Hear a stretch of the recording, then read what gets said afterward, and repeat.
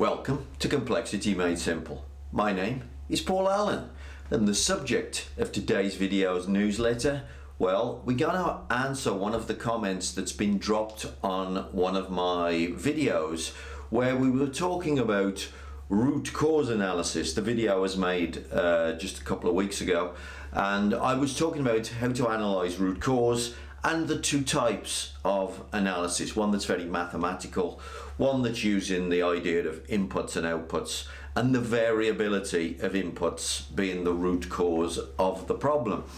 And we had a question from someone, person called Demafia, and they say, can I analyze causes of a supplier from the capability report? So they're talking about getting capability statistics and a capability report from a supplier. What analysis can we do? So essentially, I'm just going to talk about what analysis. So we're going to talk about what analysis. What analysis is possible?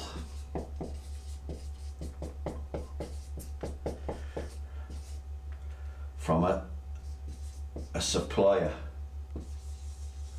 What analysis is possible from the supplier report? That's essentially what we're going to talk about today. Well, the main thing about can I analyze root cause? The first thing to say is no, you're not going to be able to analyze root cause. So let's talk about what you can get. So I would say there's a couple of possibilities. The first possibility is that the report gives you some kind of individual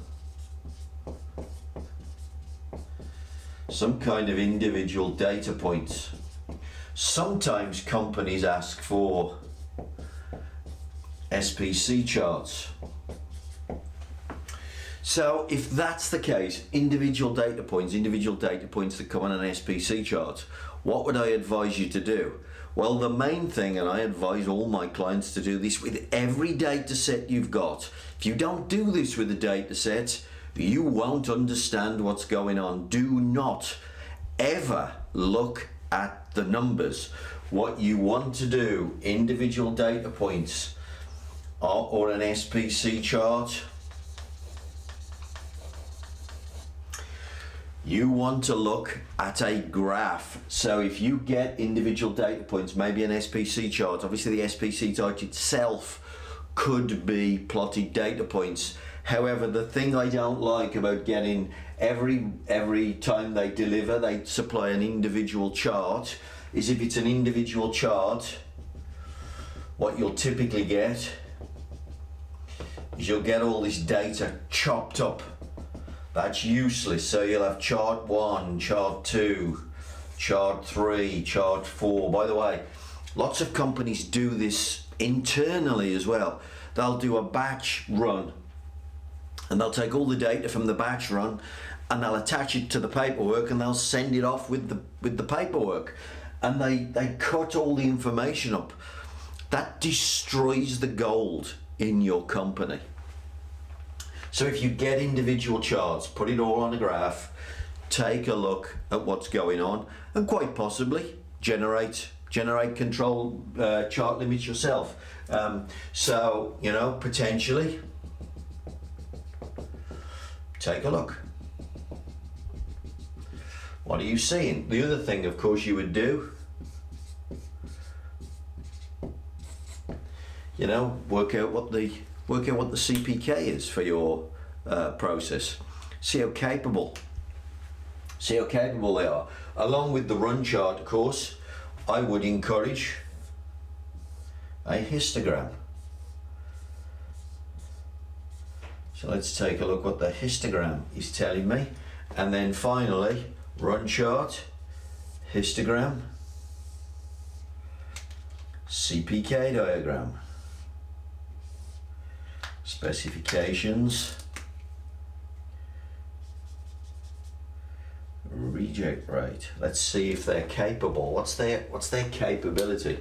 I mean, it could be that what you see in the histogram, you can see that they've got this capability, but what they're doing, of course, is they're grading and they don't send you the bad results in the tail. Now, of course, that's obviously something that you want them to do. You don't want them to send defects, but that's a bad thing to come into your company. That's increased variability that's going to cause problems inside your company. But also, what you're relying on measurements. You're relying on measures that can perfectly see where the boundary is.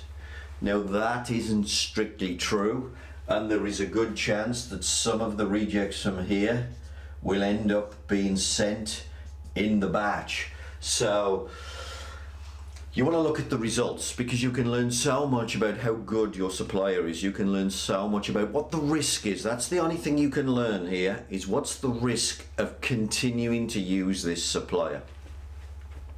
So that would be if they send you individual data points. But the other choice might be, and this is the other thing that people often ask for, is what you get is you get CPK results. Now really, if you get CPK results, obviously you don't get a chance to see a little bit of detail. So here we worked out the CPK, I can see patterns, I can see what's going on. But here, of course, I don't get the pattern, I just get the CPK result. However, what would I do? I'm still going to do the same thing. I'm still going to plot a graph of the CPK results. So what I want to do is plot a graph of CPK. So where might it be? I don't know.